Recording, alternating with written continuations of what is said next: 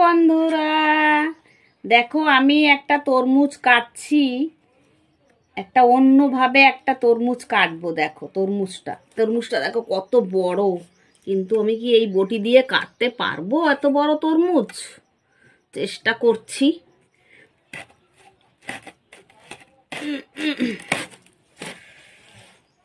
বাবারে,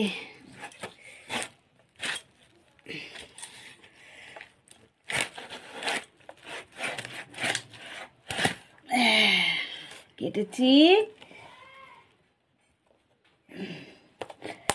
বাবা, তরমুজের সাথে যুদ্ধ করতে হচ্ছে। এই দেখো লাল দেখেছো, টকটক টকটক করছে তরমুজটা। দেখো এবারে এই তরমুজটা কাটবো।